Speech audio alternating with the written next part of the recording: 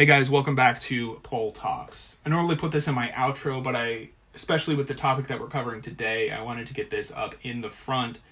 Polling means nothing if you do not get out and vote. Please, if you are able to early vote, please go make your voice heard. Or if you're going to wait till election day, make sure that you have a plan to vote on election day. Wanted to do something a little bit different today. I wanted to go over what polling actually is. I've had a lot of people reach out to me and ask me to explain what polling is. So I figured I'd take this video to do that, but also compare why 2020 is different from 2016 when looking at the specific polling data. So as you can see on the screen here, this is the final electoral map from the 2016 election, taking out the faithless electors that wound up voting. Donald Trump won 306 electoral votes, and Hillary Clinton won 232 electoral votes. Everybody went into this election thinking that it was a done deal for Hillary Clinton, but reanalyzing the polling data and doing that today, I would have categorized this race as a toss-up on election day. The data that I'm looking at comes from CBS News, Washington Post, ABC News, 538, and USA Today. First, let's go over what polling is in general. So a poll is asking people a question such as, who do you support for president? The people in that poll should be selected at random, and they should meet a quota that represents the entire population when you're talking about political polling. So then that comes down to, what group of people do we ask? And that's called the sample size.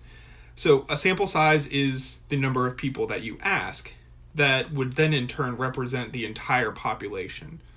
How do we do that? It's based on statistics, but figuring out the sample size is you want to use about 10% of your population. And a minimum survey is 100 people, and then your maximum survey, after 1,000 people, you're going to start getting the same data as you would at 1,000 survey. So for basics, we'll say the minimum survey is 100 people and the maximum survey is 1,000 people. The size of your sample leads into your confidence level and your margin of error. So your margin of error, or your confidence interval, but your margin of error is the plus or minus that is included at the end of every survey. We always see things like plus or minus 3, plus or minus 8, things like that. So let's take out the politics for a second, and let's say you ask your sample size, do you like apples? And 63% of that population responds yes. If your sample size gives you a confidence interval of 3, you can be sure that between 60 and 66% of your population likes apples. How sure can you be? Well, that's where your confidence level comes in.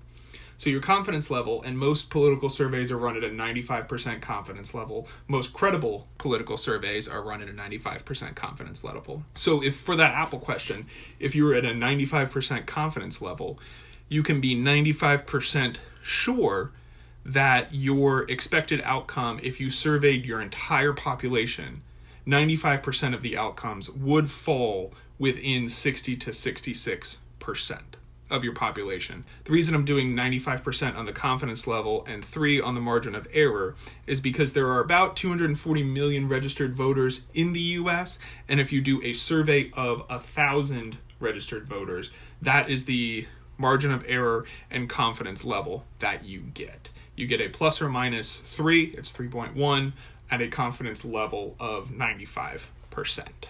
Now that confidence level and margin of error is only true if you do a random sample. So a random sample is not a survey that you opt into, it's not a survey that you click on a website or Facebook. So random sampling is what ensures your poll is accurate. And most survey companies do that by randomly generating phone numbers from the list of registered voters. This sample is then weighted to match the total population of the United States. It's scaled on gender, political affiliation, age, etc. And this is where a big portion of the polling error came in 2016. The polls in 2016 underestimated older, non-college educated white males who were first-time voters in this election, and they turned out a lot for Donald Trump. So now let's take a look at a USA Today map from the day before the election. So as you can see, the day before the election, Donald Trump was forecast to get 181 votes. Hillary Clinton was forecast to get 262 votes, with 95 votes still being in the toss-up category. So we look at this and we go back to this map. There are a couple of states that were in Hillary Clinton's column that wound up going for Donald Trump, but on the whole, the states that were forecast to go to one candidate went to that candidate. And then, looking at this map, the states that were inside a 4-point margin of error were the state of North Carolina, which was listed as a toss-up, Florida, which was listed as a toss-up, Pennsylvania, which was not a safe state for Hillary Clinton, but it was forecast to go to Hillary Clinton, Michigan, another state that was forecast to go to Hillary Clinton, Iowa, which was a toss-up, and Ohio, which was a toss-up. So if we then go to a map removing those states, it gets a little closer. We are now at a 50 electoral vote margin with 104 votes still outstanding. So just by looking at this, we see that the race was a lot closer than it was told to us to be. And going into national polls, CBS News released a poll the day before the election, November 7th, 2016, that had Hillary Clinton at a 4-point national lead. But what's interesting to me is that she was below the 50% margin. She was at a 45% response rate of people saying they would vote for her, but 7% of those surveyed said that they were undecided. That means that the national poll was still too close to call. If we take out the margin of error and give half of the undecided voters to Donald Trump and half of the undecided voters to Hillary Clinton, Donald Trump was within that margin. And while Hillary Clinton did go on to win the popular vote, Donald Trump was close enough to win in states such as Michigan. Another poll that was released the day before the election, an ABC News Washington Post poll, had Hillary Clinton at a 47 to 43% lead, also a 4-point lead. But again, 4% of the population was undecided. So again, that one was within the margin. So like I said at the beginning, reanalyzing this election shows that 2016 was not a slam dunk for Hillary Clinton.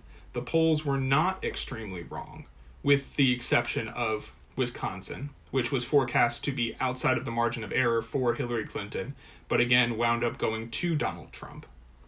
So again, it was not a foregone conclusion at the beginning of Election Day that Hillary Clinton was going to win. The narrative was that she was up in the polls and that national polling lead would take her to victory. It sounds very familiar to today, but the difference is that today Joe Biden is at 51.6% and Donald Trump is at 43.1% in the national polling average. So he has an 8.5 point lead with only 5% being undecided or voting third party. That means that Joe Biden, even if all of the undecided voters went to Donald Trump, is still over that 50% threshold to get a majority of the vote. Now, I know what you're saying, Paul, we don't vote based on the popular vote. We have an electoral college system. And I agree with you. So let's just simply take a look at the states that are outside of 3 points in favor of either Vice President Biden or President Trump. And you can see that only the states that I've shaded in are outside of a 3-point error. This means that just based on that, Joe Biden would get 279 electoral votes and Donald Trump would get 118 electoral votes. So just based on the states that right now are polling outside of the margin, Joe Biden would win the presidency. So that is why 2016 is different from 2020. And while there are lessons that we learned from 2016, I believe that those lessons have been transferred over to 2020. I personally trust the polling data a lot more. And I hope now that you understand what went wrong in 2016 and how close the election actually was, again, looking back at the start of Election Day with this map, you can see that it was closer. Hillary Clinton only had a 50-vote lead with 104 electoral votes still within the margin of error. It was a much closer race for Donald Trump at that time versus today. It is not as close of a race for Donald Trump. Joe Biden is out in front. He is competitive in states that went to Donald Trump by safe margins. And I'm just now realizing that I left off the state of Mississippi. That's very funny. He is outside of the polling margin in all of these states, the corrected map. He is already over that threshold. And I say this all the time, but polling means nothing if you do not get out and vote. We are less than a week away from Election Day. If you can early vote, please get out and early vote. If you wait to Election Day, please make sure you have a plan to vote on Election Day. Again, polling means nothing if you do not get out and have your voice heard. Thank you all so much for watching. It really means a lot to me that you've made it this far. If you have not subscribed yet, please click that subscribe button. Or if you want to watch some of my other videos, I'll put my 2020 playlist link on the screen.